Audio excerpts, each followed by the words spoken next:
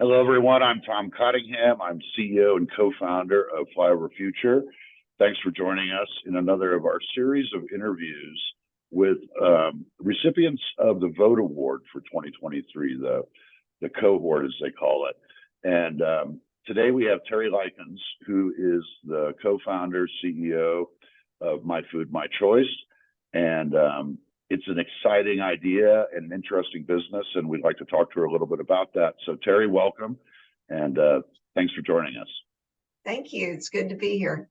My Food, My Choice is, to me, a really interesting idea. You're specifically going after neurodivergent, which is a broad category, and addicts, which I thought was super interesting. So tell us a little bit about your background. And you've been involved, it seems to me, in nutrition and health most, if not all, of your career. Yeah, I sure have. So I'm a registered dietitian, 30-year career, but 20 years of that has been focused specifically on helping people with intellectual and developmental disabilities. Where some of that interest in helping people in the recovery community comes into play is that I've been working with that community for 30 years. So this app, as it is at this iteration, isn't going to really address, food addiction per se with people in drug and alcohol recovery, but Right. It is designed to help individuals with neurodevelopmental disorders, which is the same as saying intellectual and developmental disabilities somewhat. Right.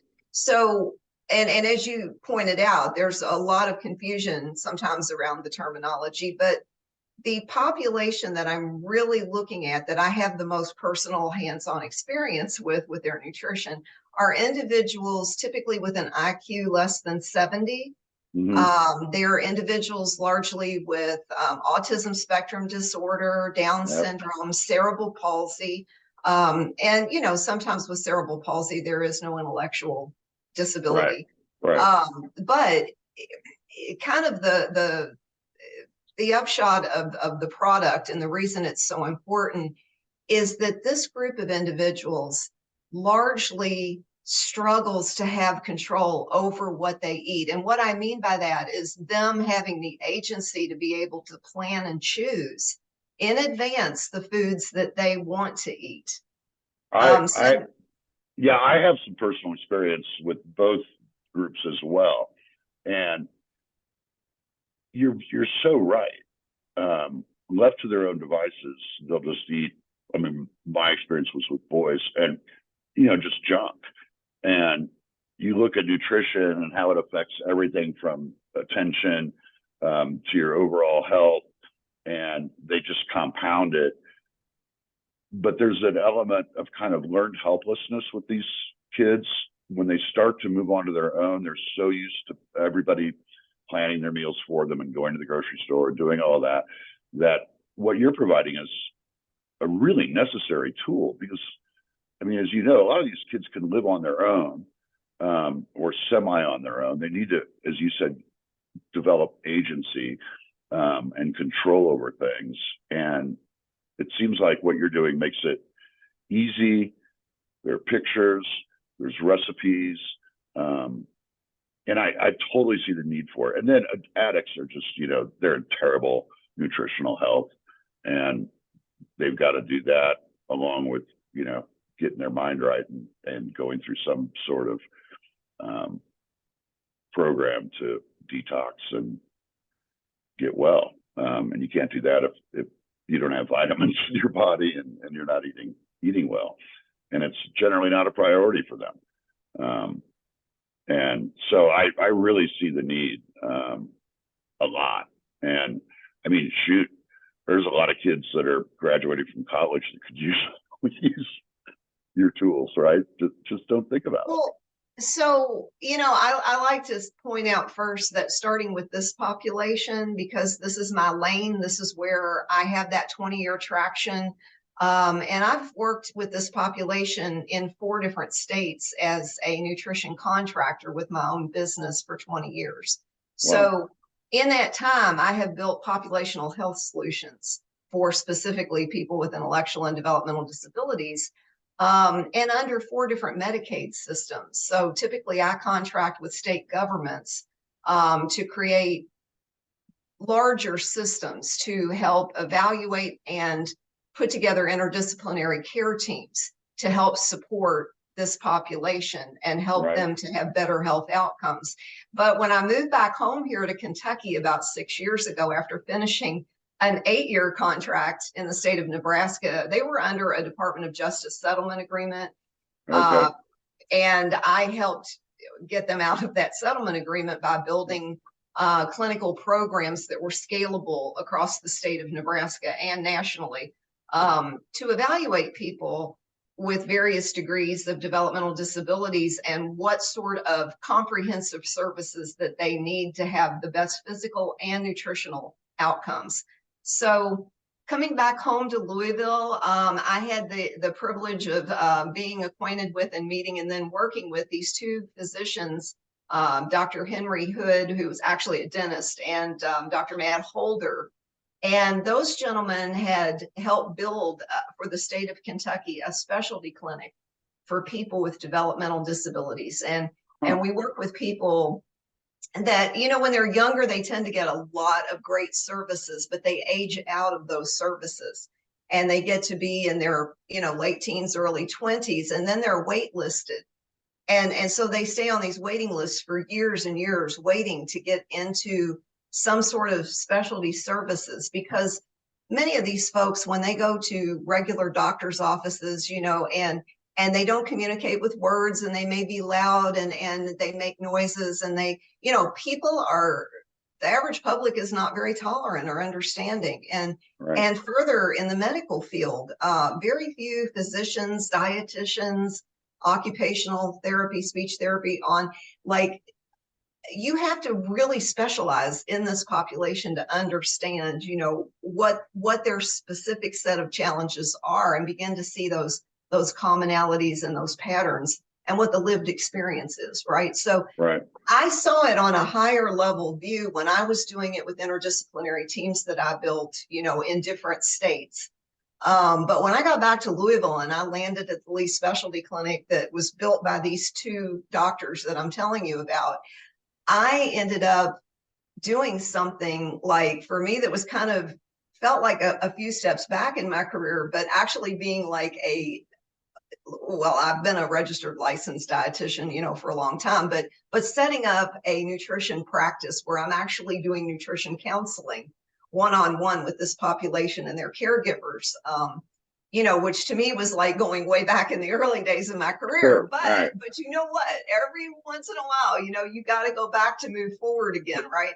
And for me, like becoming a dietitian on the ground in a clinic with these folks, and then I was working with the state of Kentucky under the waiver program, and I was also being paid to see individuals in group homes, in day programs, congregate work sites and settings. And it was like I got to see behind the curtain, and I got to see the bad eating habits and this whole like culture of bad food that was going on. And I mean, even in the clinic, you know, they won't always tell me about that, right? So I had to get out there in the field and in the trenches and go to these day programs and these group homes and build relationships with the providers and the caregivers to where they weren't hiding the ball from me. They let me see what really goes on. And I mean, it's like a continuous pizza and soda and McDonald's and birthdays and cake and, you know, on. And we're going to take a trip to Family Dollar. Oh boy. And, you know, with $5 in your pocket at Family Dollar, you can buy a lot of donuts and candy and garbage. And this is the culture. And I know now, doing this after 6 years of being in the trenches and working at this level face to face with this population and their caregivers, that, all right, number one, I'm not scalable. I can't help people on a large scale. I'm like picking up little individual starfish and throwing them back in the ocean, and then they wash back up on shore. Because number two, I'm not only not scalable, I can't get into their homes and embed myself in their daily lives. Right. All right. Number 3, I am not going to crack the culture single-handedly as one human being. There are very few dietitians that specialize with this population. And studies have shown that fewer than 1% of these individuals under these waivers, meaning they're not in institutions, Right. that the state of Kentucky, well, whatever state, Medicaid, is paying for services so that they would be entitled to have with their degree of disability. But the waiver means that there's enough money to keep them in the community, which is ideally what we want to do. We don't want to institutionalize people that we don't have to do that. Right. So I needed to find a way to crack this culture and figure out how do I create something. And I have, I've created systems, as I told you, in other states with other circumstances. And by and large, they end up being on Excel spreadsheets, and they're not real digitized. They're not real advanced. But, and I'll be honest, like, I am not your typical startup tech person. I mean, I'm in my 50s. I'm not, a person that grew up just thinking about computers and apps. And, that wasn't my life growing up. I did things the hard way. I did pencil and paper. Oh, yeah. Well, I get it. But you know what? The beauty of that is that, if you've seen both ends of that, and how more and more tech solutions and digitization and AI and gamification, all of that creates new opportunities. But if you understand the backbone of how to wire things together on pencil and paper, there's a logic in that, an algorithm of thinking, right? That you can apply that. And it's such a joy to be able to use tech when we haven't had that ability. Even 20 years ago, 30 years ago, I couldn't have built this. I had to go through what I've been through, and I had to see all these different facets of what happens with this population to be able to understand, okay, what is it they really need? And what they need. So the reason I designed the technology the way I did is that they need to use a familiar approach. And if you've heard of AAC, augmentative and alternative communication, basically it's like, a lot of them call them Dynavoxes. They're screens, like iPads. You can also use an iPad. And the idea is picture squares. Right. And the picture squares, you push the picture and it'll say like hamburger, dog, and you can even push a picture and get a whole sentence. And they can be programmed by speech therapists and different people. And they're used for communication and speech purposes. But this population, coming up through school, if they've been in special programs, they themselves have used this technology, or they have been in classrooms with people that use this technology. So they're familiar with it. Huh? They're familiar with it. Okay. So you can use this technology with pictures of food and food items, and a person would push the Dynavox or the iPad and it would say the name of the food item. But beyond that, the interoperability there to be able to have a workable solution to this nutrition ownership issue, it hasn't been put together this way. Little cardboard pictures of like picture squares of people's preferred and favorite foods. There are people that will use like this low-tech version of AAC where they have these pictures and they put them on a picture board, or they teach the individual to be able to choose or make selections. But again, the process is not digitized. Right. And then beyond that, so part of the Jedi mind trick here is that we're starting with their familiar and favorite foods. And so when they pull up their breakfast screen, they're going to see the 9 foods or so that most people eat. They're going to see their own personal bank of foods in squares. Okay. Then the foods that are kind of the most unhealthy, and we're not going to do it all at once. It's going to be a very gradual, offering them a replacement food that looks very similar to the one that they are currently choosing. The higher fat Jimmy Dean croissant with the cheese, bacon, and egg. We would offer a picture, which is really tasty. And my folks love it. Right, yeah. But we're going to offer that picture of that lower fat, lower calorie, more healthy Jimmy Dean croissant that, or English muffin Jimmy Dean. I mean, they do have healthier versions of some of these items, right? And there would be incentivization through gamification that they are going to get rewarded if they choose that healthier item. And also, you know, notoriously, the studies have shown too that this population eats fewer fruits and vegetables than the neurotypical population, which is already not eating enough of them, right? So for us to be able to also gamify and make very rewarding them trying a new food, which might be a new fruit or vegetable that they don't typically prefer and that they don't typically choose. And even to put some gamification around choosing that, to where that becomes like, you know, collect 5 fruits or 5 vegetables and you get a higher point level.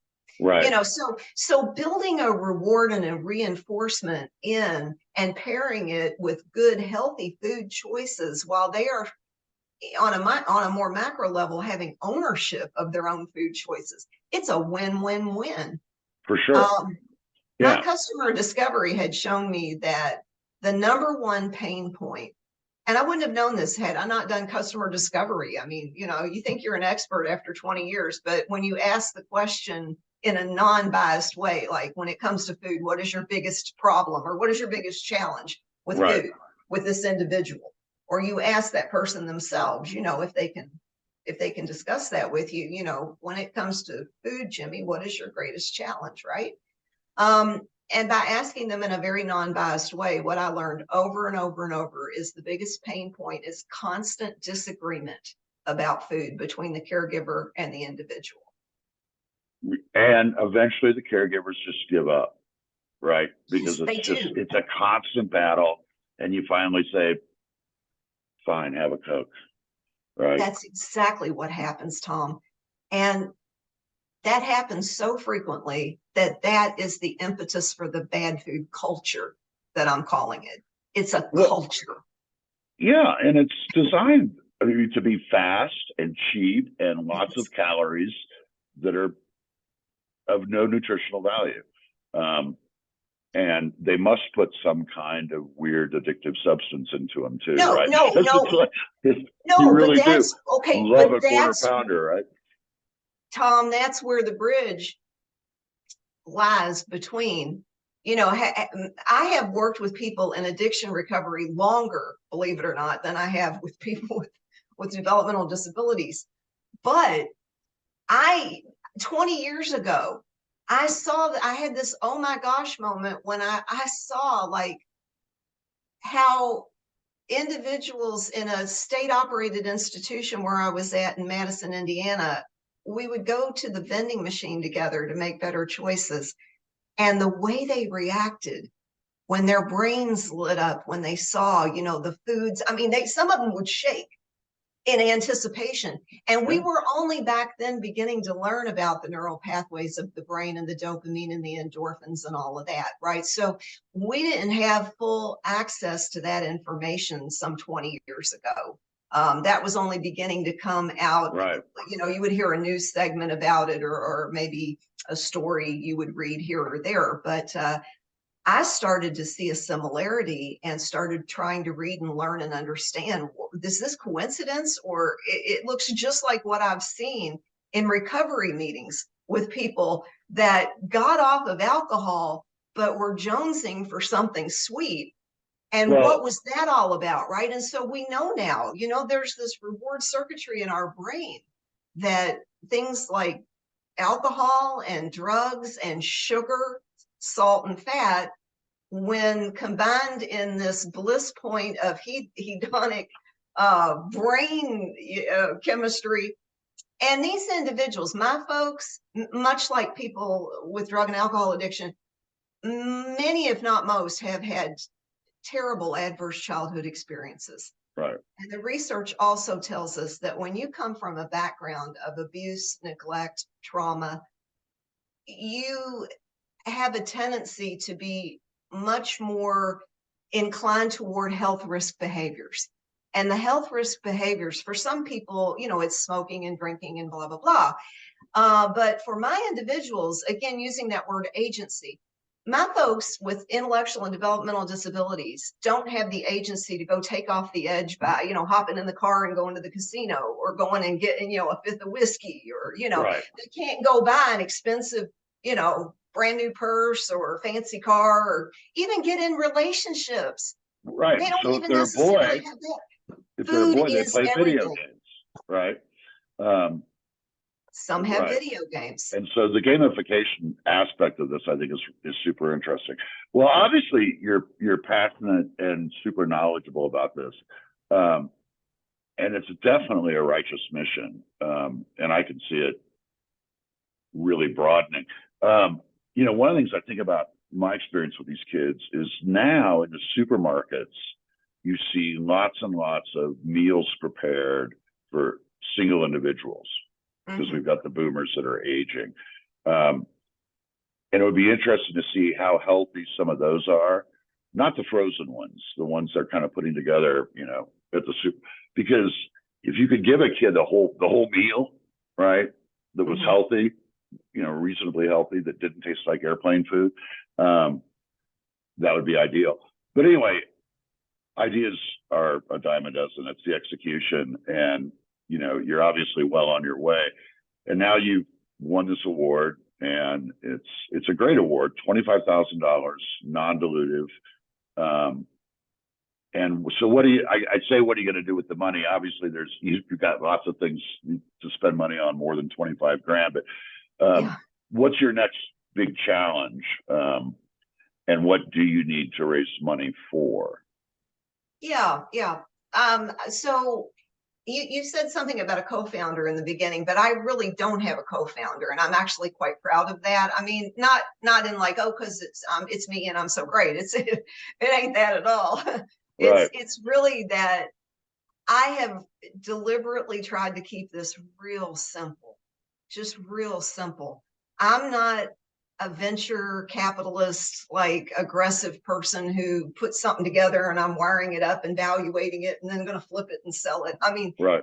This is my career. This is 20 years of what I've done to try to help human beings that are less fortunate than I am, that have less agency than I do. And I want to be able to do something to really help them. But I also see a more scalable, greater, bigger picture in, again, the Jedi mind trick, that if we can really work this out specifically and well for this population, this could work for anybody. There are so many applications of this. I mean, working with food pantry guests so that they see what's in the box each week and how they can use those items to make healthy, balanced meals and provide simple recipes. Seniors, especially seniors that live alone, that may become a little forgetful, for them to be able to use this to plan and I choose thought their about foods. seniors for sure, right? Yeah, disease specific situations, people with diabetes that are shown healthier options to what they're currently eating. I mean, let's face it, if you buy some tricked out app and you sign up for some expensive meal plan, and they're trying to get you to eat salmon dinners that you don't normally eat, you know, you're not going to do that for very long. No. So that's the bigger, broader future vision, if you will. And I'll tell you this, I think that's when the investors are going to get interested in it. Like right now, you know, they sort of shallowly look at it and they're like, well, I don't know that that's going to make me a fast dollar. Well, you know what, buddy, I don't think it will either. So you might want to do something else. But what I'm going to do with the 25,000 is I'm going to build a phase 1 and a phase 2 prototype. I've got a developer, and we're white labeling, and this developer, he has a son with autism, and he created his own company and built a platform to help his son. And much of the functionality I mean, it's already built. We're going to have health dashboards that we can track in real time the improvement in health outcomes for these individuals. These individuals can look at their own metrics presented in a way that's fun and enjoyable to them so they can see their progress. And all of that plumbing is already in there, but I'm going to craft it and white label it and user experience it so that it works for my folks here. And that's our starting point. But I've known that gentleman, the guy that owns the platform. I've known him for 7 or 8 years. We've done projects together, like for Anthem and some different things. So well, that's our starting point. And I guess it's good that you realize that, you're not going to get funders coming to you right now when you're not trying to build something to make a lot of money. But I think you're right. Down the road, this could have super broad applications. And maybe you and I could talk offline sometime about some things that are sort of going through my mind. But it's great to see someone that is so passionate and so knowledgeable. And it's super interesting to find someone that has made this pivot to entrepreneurship. Although it sounds like, in a way, you were trying to develop systems and programs from scratch. So you were sort of an entrepreneur, just in a more defined role or space, right? Well, yeah. I mean, so, gosh, you go back even further than 20 years, like right around, the year 2000, 1999. I was back then we called it chief dietitian, but I had worked on a metabolic support team and then became the clinical nutrition manager of a large 800-bed hospital in Tallahassee, Florida. And I developed and published the first clinical pathways for people on vein feeding and tube feeding in the hospital setting, really? To make sure that each day of the admission, the things that needed to be done were done so that they would be able to be discharged in a more timely manner and have better health outcomes to meet the DRGs. And I did that on my own time. I would work really hard and work on my journal article and put this stuff together, and then lectured at international conferences about it. So yeah, I mean, I've been at that a long time. And the great thing is the technical writing that I've done in the past. To your point, what I'm trying to do to get the rest of the funding, because yeah, you're right, it's going to take more than 25,000. I'm working on an SBIR grant right now as we speak, for USDA, because they have a food and nutrition science category. Right. So yeah, that's, and I'm also hoping that, I know that there are many people out there in this world, especially in the United States, that are passionate about autism or Down syndrome. They may have a loved one that struggles, and that they would want to invest in something like this to not only help their loved one, but to help other people that are in a similar situation. Right. And that's a different kind of investor, but they do exist, right? Yeah. Well, I think you're on a great path, and it's really exciting. I'm so impressed with the different companies that are in this cohort, right? Every time you see one, you're like, that's genius. And how far you progressed with very little money and a lot of time and passion. And I totally see the need for it. So, and now the cohort is going through a 2-week, or is it longer than 2 weeks? Oh gosh, I think 6 weeks? think it's 10 weeks, I think. 10 weeks. Yeah. And that's begun? Pretty sure it's either 8 or 10. Yeah. Right. And that'll be a great experience too. Yeah, we're in, I think, week 3 or 4 now. And we have really top level entrepreneurs, people that have a big footprint in the market. And they come in and they work with us, and they teach us about, the metrics, and you just kind of walk us through how to put a budget together. And, and we also learn from one another, because each week we have to bring a presentation and different slides and things to show what we're working on. And it gives us a chance to watch and see what the other people in our group are doing and what they're learning, and how they're sort of pivoting and making different additions or subtractions from, what their ideas are. Yeah, it's a constant process. Well, thank you so much for spending time with us, and enjoy the rest of the time with your cohorts and in the accelerator. And I think it's really interesting that your developer has a son who's autistic, because really gives him an insight that I think will make the site, that much better. And hope to stay up in touch with you and watch your progress. And maybe we'll check back in a year or so and see where you are and the rest of you are. And the Community Foundation of Louisville and the Vogt Award, it's great that they're doing this. We've got 6 super interesting companies, and especially someone like you that's not trying to raise money and go build the next $1 billion unicorn. That 25 grand is going to be super, super useful. Absolutely. Yes. It was just crucial. And it could not have come at a better time. Well, it's, some things don't happen by accident. So no, nothing does. Nothing does. And that is my co-founder, by the way. Hey, that's a my good higher co-founder, power, my co-founder. Yeah. Well, great. I hope you have great success. What you're doing is needed, and it's very cool that you're working on it, and that you're working on it in Louisville. And hope we stay in touch.